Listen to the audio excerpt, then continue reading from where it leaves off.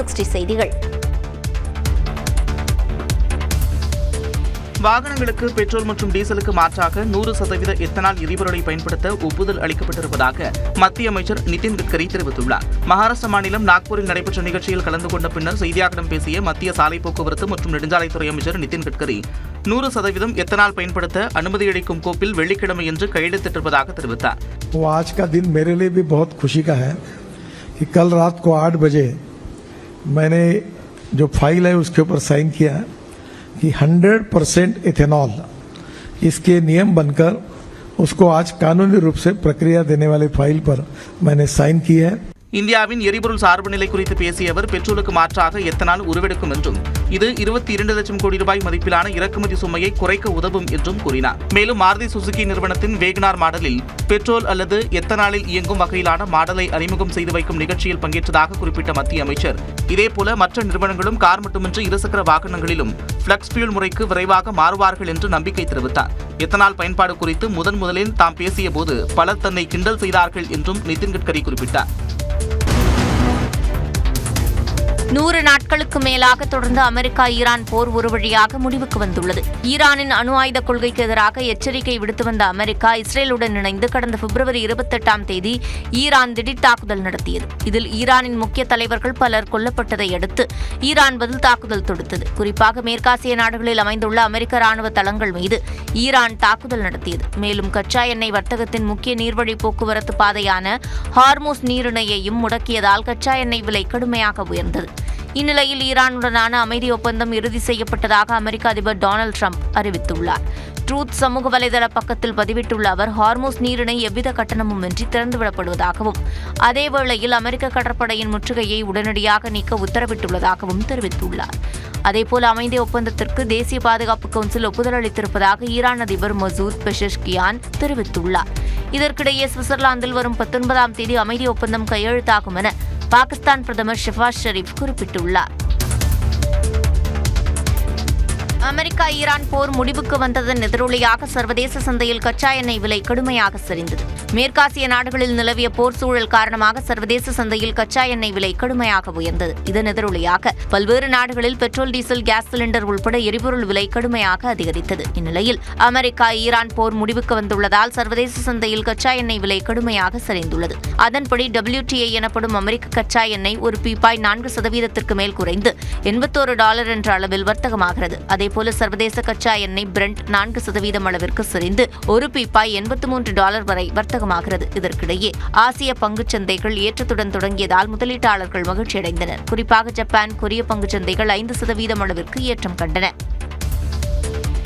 தமிழ்நாட்டில் இன்று கனமழைக்கு வாய்ப்பில்லை என வானிலை ஆய்வு மையம் தெரிவித்துள்ளது. தமிழ்நாட்டில் மீண்டும் வெப்பம் அதிகரித்துள்ள நிலையில் சில இடங்களில் கோடை மழை பெய்தது. கடலூர் மாவட்டத்தில் கடலூர், ரெட்டிச்சாவடி, நெல்லிக்குப்பம், கடலூர் துறைமுகம் உள்ளிட்ட பல்வேறு பகுதிகளில் பலத்த காற்றுடன் மழை பெய்தது. திருவாரூர் மாவட்டத்தில் குடவாசல், ஓகை, அரசூர், மணப்பறவை, மஞ்சக்குடி, அத்திக்கடை உள்ளிட்ட பல்வேறு பகுதிகளில் 1 மணி நேரத்திற்கு மேலாக கனமழை பெய்தது. சீர்காழி அருகே கடலோர கிராமங்களிலும் கனமழை பெய்தது. திருமுல்லைவாசல், படையார், கூழையார், இடமணல், திருவெண்காடு, பூம்புகார் பகுதிகளில் அரை மணி நேரத்திற்கு மேலாக மழை பெய்த நிலையில் சாலைகளில் நீர் பெருக்கெடுத்து ஓடியது.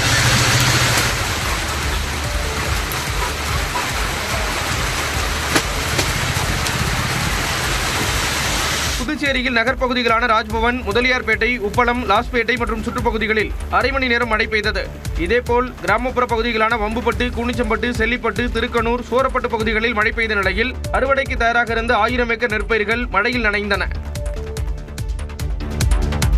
தமிழ்நாட்டில் இன்று 5 மாவட்டங்களில் மிதமான மழைக்கு வாய்ப்பிருப்பதாக சென்னை வானிலை ஆய்வு மையம் கணித்துள்ளது. மத்திய மேற்கு வங்கக்கடல் பகுதிகளிலிருந்து தென் தமிழகம் வரை தென்மேற்கு வங்கக்கடல் வழியாக சுமார் 3.1 கிலோமீட்டர் முதல் 4.5 கிலோமீட்டர் வரையிலான உயரத்தில் ஒரு வளிமண்டல காற்றழுத்த தாழ்வு பாதை நிலவுகிறது. இந்நிலையில் திருச்சி, பெரம்பலூர், அரியலூர், நாமக்கல் மற்றும் சேலம் மாவட்டங்களில் ஒரு சில இடங்களில் இடி மின்னல் மற்றும் 50 கிலோமீட்டர் வேகத்தில் இன்று மிதமான மழை பெய்யும் என்று கணிக்கப்பட்டுள்ளது. நாளை நாமக்கல், சேலம், திருச்சி, பெரம்பலூர், அரியலூர், கள்ளக்குறிச்சி, தஞ்சாவூர், திருவாரூர், மயிலாடுதுறை பகுதிகளில் ஒரு சில இடங்களில் இடி மின்னல் மற்றும் பலத்த காற்றுடன் கனமழை பெய்யக்கூடும் என்றும் தெரிவிக்கப்பட்டுள்ளது. நாளை மறுநாள் ராமநாதபுரம் மாவட்டத்தில் இடி மின்னல் மற்றும் பலத்த காற்றுடன் கனமழை பெய்யக்கூடும் என்றும் வானிலை ஆய்வு மையம் கூறியுள்ளது. சென்னையில் இன்று வானம் ஓரளவு மேகமூட்டத்துடன் காணப்படும் என்றும் அதிகபட்ச வெப்பநிலை 102 டிகிரி ஃபாரன்ஹீட் வரை பதிவாகும் என்றும் தெரிவிக்கப்பட்டுள்ளது. தமிழ்நாட்டில் நேற்று 9 இடங்களில் வெயில் சதமடித்தது. தமிழ்நாட்டில் கடந்த சில நாட்களாக வெப்பம் குறைந்து வந்த நிலையில் நேற்று திடீரென்று அதிகரித்தது.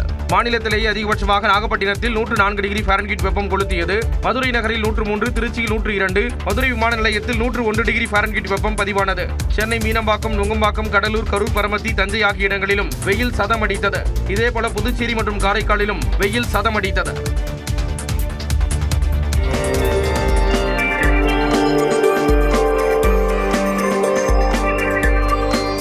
பிரதமர் நரேந்திர மோடியை பிரான்ஸ் அதிபர் இமானுவேல் மேக்ரான் ஆரத்தழுவி வரவேற்ற காட்சிகளே இவை. பிரான்ஸ், ஸ்லோவாக்கியா நாடுகளுக்கு பயணம் மேற்கொண்டுள்ள பிரதமர் நரேந்திர மோடி முதல் கட்டமாக பிரான்சின் நீஸ் நகரத்திற்கு சென்ற நிலையில் பல்வேறு நிறுவனங்களைச் சேர்ந்த முதலீட்டாளர்களை சந்தித்து கலந்துரையாடினார். தொடர்ந்து பிரான்ஸ் மற்றும் பிற நாடுகளைச் சேர்ந்த முன்னணி ஸ்டார்ட் அப் நிறுவனங்கள் உள்ளிட்டவற்றை ஒருங்கிணைக்கும் வகையில் பாரத் இன்னோவேட்ஸ் திட்டத்தை பிரதமர் நரேந்திர மோடி, பிரான்ஸ் அதிபர் இமானுவேல் மேக்ரான் ஆகியோர் இணைந்து தொடங்கி வைத்தனர். அப்போது பேசிய பிரான்ஸ் அதிபர் புத்தாக்கத் துறையில் இந்தியா முன்னோடியாக இருப்பதாக தெரிவித்தார். Very first moon landing on the south pole of the moon that was led in a record time by ISRO with record cost is demonstrations in terms of strength, innovation, but also in terms of implementations at the industrial level, and something that is very concrete. And these புதிய கண்டுபிடிப்புகள் என்பது இந்தியாவின் டிஎன்ஏவிலேயே உள்ளதாக பிரதமர் நரேந்திர மோடி பெருமிதத்துடன் தெரிவித்தார். 2 लाख से ज्यादा स्टार्टअप्स का मेगा पूल है और अब ये सारे स्टार्टअप्स एक नई ऊर्जा के साथ भारत और वर्ल्ड इकोनॉमी की ग्रोथ में कंट्रीब्यूट कर रहे हैं. முன்னதாக சுதந்திரத்திற்கு பிறகு இந்தியாவின் பிரதமராக தொடர்ந்து நீண்ட காலம் இருந்தவர் என்ற சாதனையை படைத்த பிரதமர் நரேந்திர மோடிக்கு மேக்ரான் வாழ்த்து தெரிவித்தார்.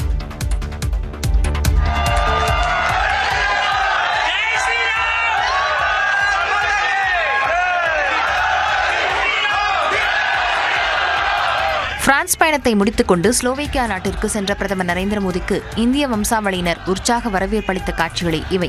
அரசுமுறை பயணமாக பிரதமர் மோடி ஐரோப்பிய நாடுகளுக்கு சுற்றுப்பயணம் மேற்கொண்டுள்ளார். தனது பயணத்தின் முதல் நாடாக பிரான்ஸ் சென்ற பிரதமர் மோடி அந்நாட்டின் நீஸ் நகரில் அதிபர் இமானுவேல் மேக்ரானை சந்தித்து இருதரப்பு உறவுகள் குறித்து ஆலோசித்தார். அப்போது பாதுகாப்பு, அணுசக்தி ஒத்துழைப்பு, வர்த்தகம் மற்றும் தொழில்நுட்பம் உள்ளிட்ட பல்வேறு துறைகளில் இரு நாடுகளும் ஒத்துழைப்பை மேலும் வலுப்படுத்துவது என்று முடிவு செய்யப்பட்டது. செயற்கை நுண்ணறிவு துறையில் ஒத்துழைப்பை விரிவுபடுத்துவதற்காக இந்தியா பிரான்ஸ் கூட்டு செயற்கை நுண்ணறிவு பணிக்குழு ஒன்றை அமைக்கவும், அடுத்த 5 ஆண்டுகளில் வர்த்தகத்தை இரட்டிப்பாக்குவதற்காக உயர்மட்ட அமைப்பை ஏற்படுத்தவும் இரு நாட்டு தலைவர்கள் ஒப்புக்கொண்டனர். அதன்பின் பெரு முதலீட்டாளர்களுடன் பிரதமர் மோடி ஆலோசனை நடத்தினார். பிரான்சிலிருந்து பிரதமர் மோடி ஸ்லோவேக்கியா தலைநகர் பிராசில்வா நகருக்கு சென்றார். அங்கு அந்நாட்டு அதிபர் பெல்கினி, பிரதமர் ஃபிகோ ஆகியோரை சந்தித்து பேச்சுவார்த்தை நடத்த உள்ளார். ஸ்லோவேக்கிய பயணத்தை நிறைவு செய்யும் பிரதமர் மோடி நாளை மீண்டும் பிரான்ஸ் நாட்டிற்கு சென்று அங்கு நடைபெறும் G7 உச்சிமாநாட்டில் பங்கேற்க உள்ளார். முதலமைச்சர் விஜயின் மனைவி சங்கீதா விவாகரத்து கோரி தாக்கல் செய்த வழக்கு செங்கல்பட்டு குடும்ப நல நீதிமன்றத்தில் இன்று விசாரணைக்கு வருகிறது. விஜய், சங்கீதா இடையே கடந்த 1999ஆம் ஆண்டு திருமணம் நடைபெற்ற நிலையில் ஜேசன் சஞ்சய் மற்றும் திவ்யா சாஷா என 2 குழந்தைகள் உள்ளனர். தனிப்பட்ட பிரச்சினைகளால் விஜய், சங்கீதா தம்பதி பிரிந்து வாழ்ந்து வந்ததாக கூறப்படும் நிலையில் கடந்த ஆண்டு டிசம்பர் மாதம் விவாகரத்து கோரி சங்கீதா செங்கல்பட்டு மாவட்ட நீதிமன்றத்தில் மனு தாக்கல் செய்தார். இந்த விவரம் கடந்த பிப்ரவரி மாதம் தான் தெரியவந்தது. ஏப்ரல் 20ஆம் தேதி வழக்கின் விசாரணை நடைபெற்ற போது விஜய், சங்கீதா தரப்பில் யாரும் ஆஜராகவில்லை. மே மாதம் 19ஆம் தேதி வழக்கு மீண்டும் விசாரணைக்கு வந்த நிலையில் ஜூன் 15ஆம் தேதியான இன்று வழக்கை நீதிபதி ஒத்திவைத்தார். இந்நிலையில் இந்த வழக்கு இன்று விசாரணைக்கு வரும் நிலையில் முதலமைச்சர் விஜய் மற்றும் மனைவி சங்கீதா நீதிமன்றத்தில் ஆஜராவார்களா என எதிர்பார்ப்பு எழுந்துள்ளது. ஓமன் நாட்டின் கடல் பகுதியில் கப்பலில் உயிரிழந்த தமிழ்நாட்டைச் சேர்ந்த நிஷாந்த் உயிர்த்தநாதன் உடல் இந்தியாவுக்கு அனுப்பி வைக்கப்படும் என ஓமனில் உள்ள இந்திய தூதரகம் தெரிவித்துள்ளது.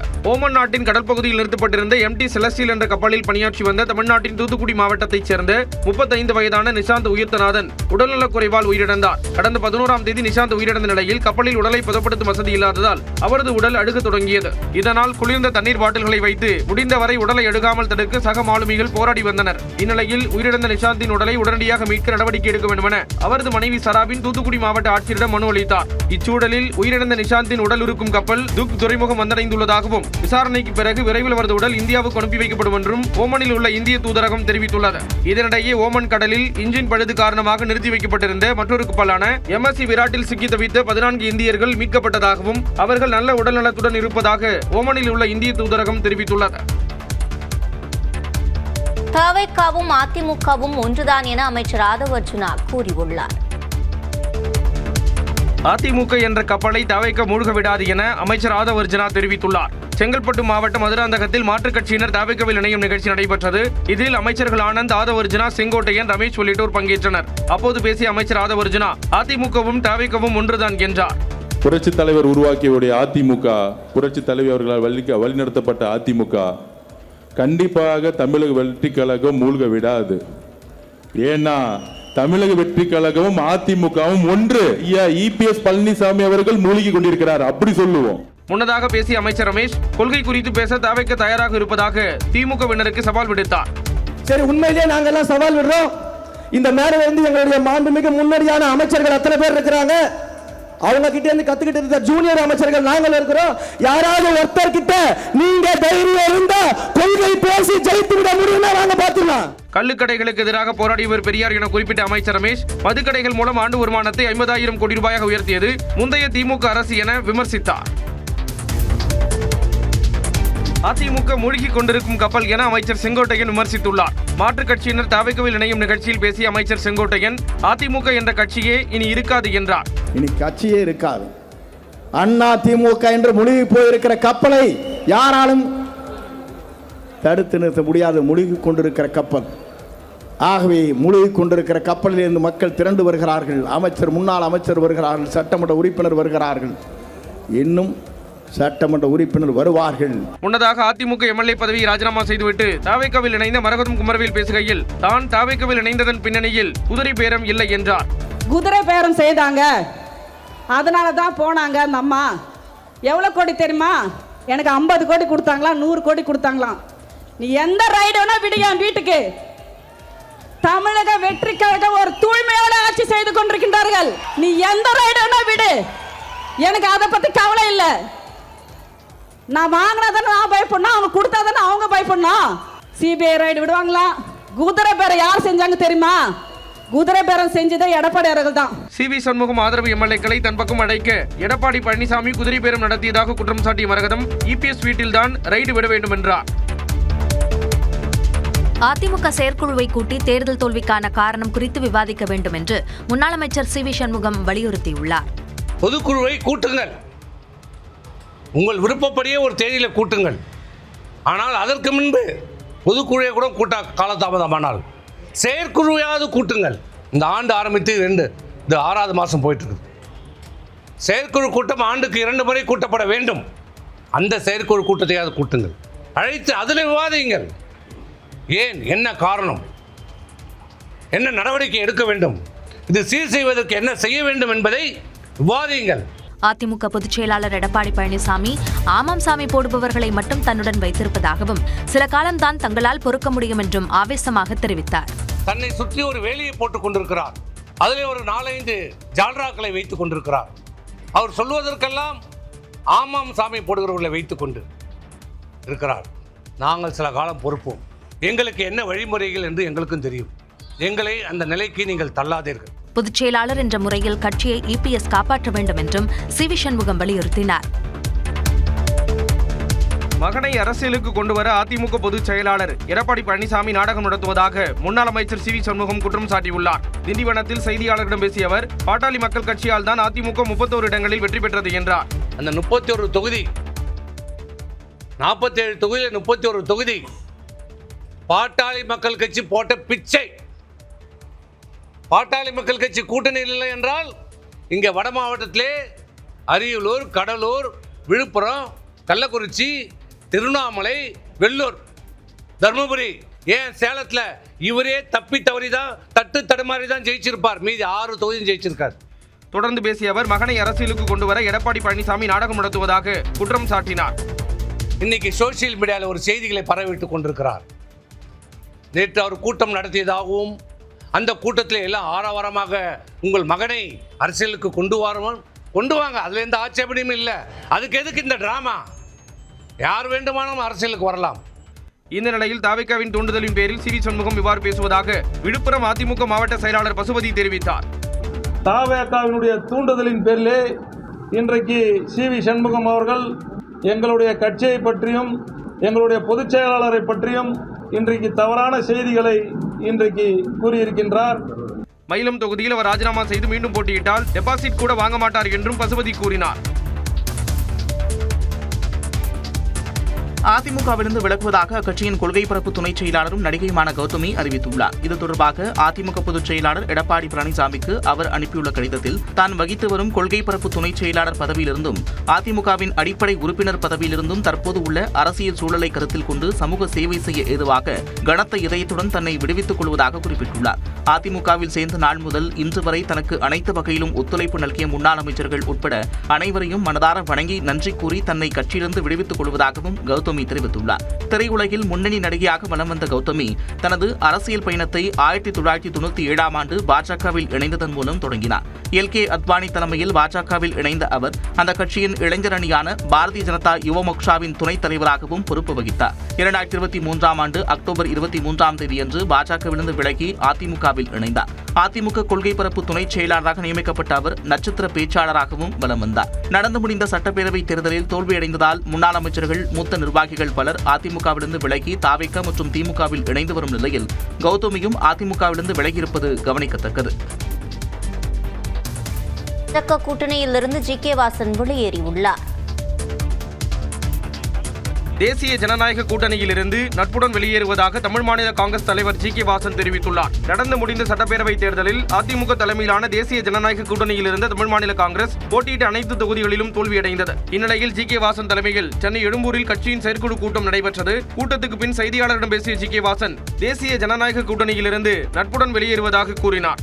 என்டிஏ கூட்டணி மத்தியிலே பாஜக, மாநிலத்திலே அதிமுக மற்றும் ஒத்த கருத்துடைய கூட்டணியிலிருந்து தமிழ் மாநில காங்கிரஸ் கட்சி நட்பு கட்சியாகவே விலகுகிறது. மேலும் ஏன் கூட்டணியிலிருந்து வெளியேறுகிறோம் என்பதற்கும் விளக்கம் தந்தார். தொடர்ந்து 12 வருடங்களாக கூட்டணி அரசியலிலே இருந்த காரணத்தினால் எங்களுடைய வலு குறைந்ததாக கருதுகிறோம். எங்களுக்கு எந்த கூட்டணி கட்சியோடும் சண்டை கிடையாது, சச்சரவு கிடையாது. தேர்தல் காலத்தில் கூட்டணி குறித்து நிச்சயம் முடிவு செய்யப்படும் என்றும் ஜி.கே. வாசன் தெரிவித்தார். பொதுமக்களை தெருநாய்களோடு ஒப்பிட்டு பேசியதாக நடிகர் ராகவா லாரன்ஸ் மீது குற்றச்சாட்டு எழுந்த நிலையில் அது குறித்து அவர் விளக்கம் அளித்துள்ளார். தாவேக்காவில் நடிகர் ராகவா லாரன்ஸ் சென்னை இருப்பதாக பேசப்படும் நிலையில் சென்னை உத்தண்டியில் செய்தியாளர்களை சந்தித்த அவர் தனது அரசியல் பயணம் குறித்து பேசினார். அப்போது அவர் தாவேக்கா அரசுக்கு கால அவகாசம் வழங்க வேண்டும் என்ற கருத்தை தெருநாய்களோடு ஒப்பிட்டு பேசினார். தெருநாய் கூட நம்மளை பார்த்தா கத்தும், யார் இது புது ஆள் வந்திருக்காங்க அப்படின்னு. அந்த தெருநாய் இருக்குல்ல, அதுக்கு பிடிச்ச பிஸ்கெட் போடணும். ஒரு சில தெருநாய்ங்கெல்லாம் பார்த்தீங்கன்னா பிஸ்கெட் சாப்பிடாது, பிரியாணி தான் சாப்பிடும், நான்வெஜ் தான் சாப்பிடும். அதுக்கு பிடிச்ச மாதிரி செஞ்சு அதை போட்டு அது நம்மளை கத்தாமல் பார்த்துணும். ஒரு நாய்க்கோ ஒரு வீட்டுக்கே இவ்வளோ ஆகுதுன்னா ஒரு நாட்டை கொடுத்துருக்கீங்க, கொஞ்சமாவது டைம் கொடுங்க. இந்த கருத்து பெரும் சர்ச்சையை ஏற்படுத்திய நிலையில் இது குறித்து விளக்கம் அளித்துள்ள ராகவா லாரன்ஸ் மக்களை தான் தெருநாய்கள் என குறிப்பிட்டதாக சிலர் தவறான செய்திகளை பரப்பி வருவதாகவும் அது முற்றிலும் உண்மையற்றது என்றும் கூறியுள்ளார். ஒரு புதிய வீட்டிற்கு குடிபெயரும் போது சுற்றுப்புறத்தையும் அப்பகுதியில் உள்ள நாய்களையும் அவற்றின் பழக்க வழக்கங்களையும் அவை விரும்பி உண்ணும் உணவுகளையும் புரிந்து கொள்ள நேரமெடுக்கும் என்பதையே தான் குறிப்பிட்டதாகவும் தனது ரசிகர்களும் மக்களும் தன் தாய்க்கு சமமானவர்கள் என்றும் அவர்களை தாம் ஆழமாக மதிப்பதாக லாரன்ஸ் கூறியுள்ளார்.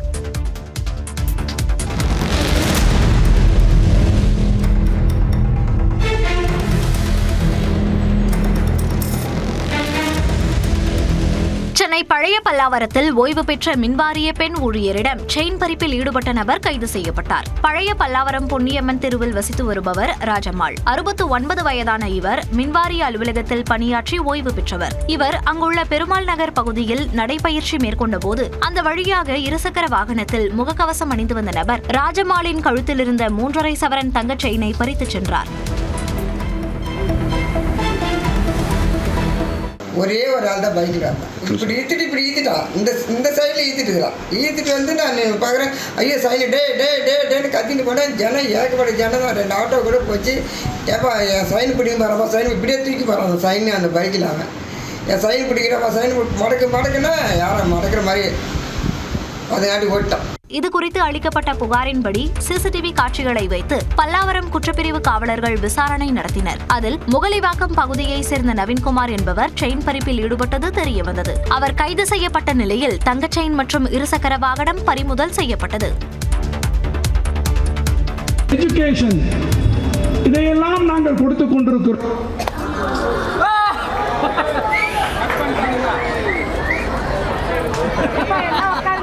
சென்னை அம்பத்தூரில் முன்னாள் முதலமைச்சர் கருணாநிதியின் பிறந்தநாள் பொதுக்கூட்டத்தில் திமுக எம்எல்ஏ தங்கம் தென்னரசு பேசிக் கொண்டிருந்த போது மின்வெட்டு ஏற்பட்ட காட்சிதான் இது. அம்பத்தூர் பாடி பகுதியில் முன்னாள் முதலமைச்சர் கருணாநிதியின் 103வது பிறந்தநாள் பொதுக்கூட்ட விழா நடைபெற்றது. இதில் முன்னாள் அமைச்சர்கள் தங்கம் தென்னரசு, சேகர்பாபு, முன்னாள் எம்எல்ஏ எழிலன் உள்ளிட்டோர் பங்கேற்றனர். இக்கூட்டத்தில் முன்னாள் அமைச்சர் தங்கம் தென்னரசு பேசிக் கொண்டிருந்த போது திடீரென மின்வெட்டு ஏற்பட்டதால் அவர் பேச்சை பாதியில் நிறுத்திக் கொண்டார்.